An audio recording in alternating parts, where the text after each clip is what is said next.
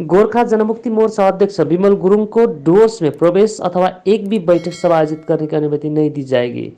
यदि वो एक बैठक आयोजित करने के लिए आते हैं तो डुवर्स क्षेत्र में फिर से आग लग जाएगी।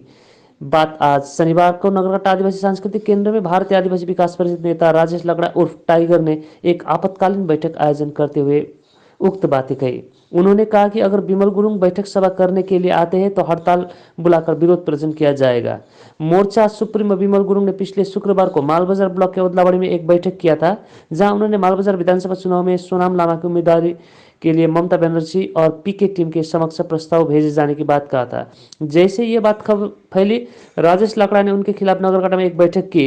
बैठक के अंत में एक प्रेस कॉन्फ्रेंस आयोजित किया और उन्होंने इसका कड़ा विरोध किया। यहां तक कि मोर्चा ने सुप्रीमो को प्रवेश की अनुमति नहीं देने का फैसला किया। जिस तरह विकास परिषद ने आज की बैठक कर विरोध शुरू किया है, इससे साफ पता चलता है फिर डुवर्स अशांत हो सकता है। आज मूलतः हम लोग का 4 मुख्य बिंदु है।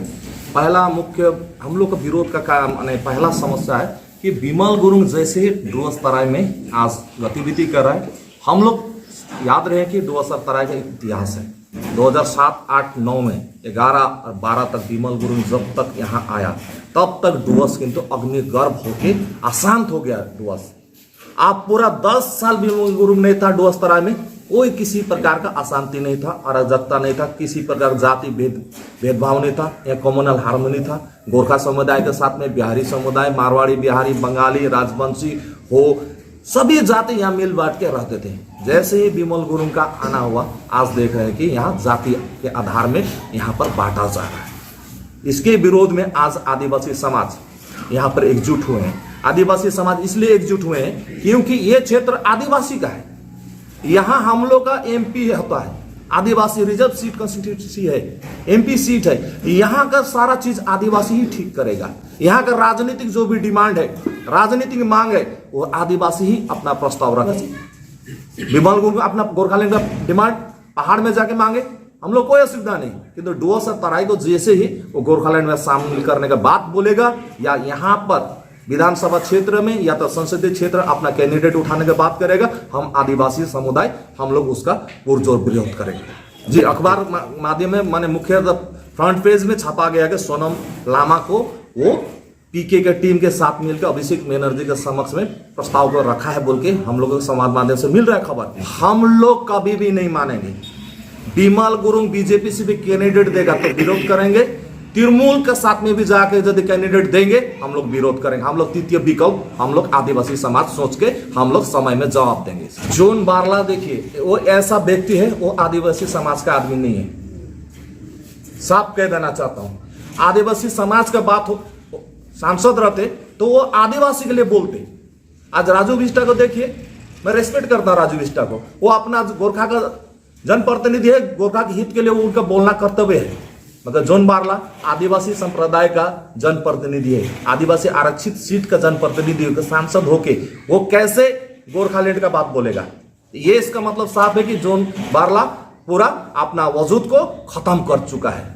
हम आदिवासी समाज हम उसको अपना रिश्तेदार भी नहीं मानते और हमारा समुदाय है बोल के हम लोग नहीं मानते। और उनका जो भी अभी राजनीतिक करियर जो है वो जिस प्रकार से कर रहा है, अभी जिस प्रकार से 11 जाति को संसद में उसने भवन रखा, उसका हम लोग विरोध किया है माल एसडीओ के माध्यम से। और कल का दिन में हम लोग रोड में उतर के जोन बारला को भी विरोध करेंगे। इतिहास गवाह है, ऐसे किसी के एसटी स्टेटस नहीं मिल जाता है।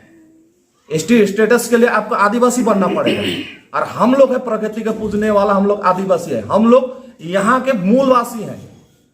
हम लोग खुद को आदिवासी मानते हैं। हम लोग दूसरे और कम्युनिटी को हम लोग आदिवासी बनने का हम लोग बर्दाश्त नहीं करेंगे। इसके लिए हम लोग किसी भी प्रकार का आंदोलन करने के लिए हम लोग तैयार हैं। देखिए, 6 शेड्यूल का डिमांड भारतीय मूल निवासी आदिवासी विकास परिषद का नहीं था।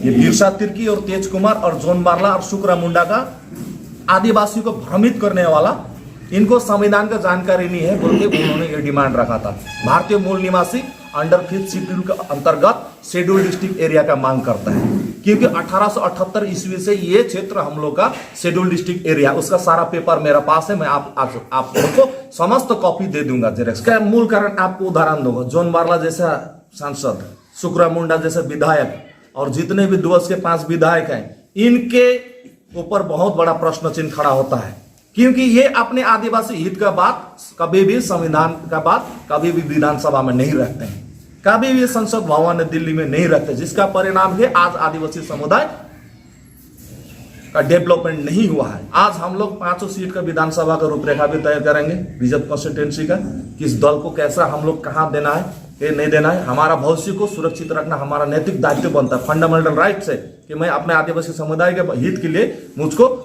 कुछ भी करने के लिए मुझे अधिकार है। उसके तहत आज इस सभा से हम लोग निर्णय लेंगे कि आने वाला दिन में हम लोग 2021 के चुनाव में किस राजनीतिक दल को हम लोग वोट देंगे। हमने देखा है आदिवासी का जो जनप्रतिनिधि है सिर्फ अपने सत्ता सुख तक रसूख पाने के लिए वो लोग आदिवासी को यूज करते हैं। सुकरा मुंडा देखिए टीएमसी में था, सुनने में आ रहा बीजेपी में चला गया।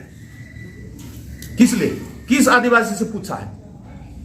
जोन मारन 11 गोरखा जाति को एसटी बनाने के लिए किस आदिवासी से पूछा है? किसी से नहीं पूछा। विमल गुरुंग किसी आदिवासी से पूछा कि ये 5 सीट किसके लिए आरक्षित है?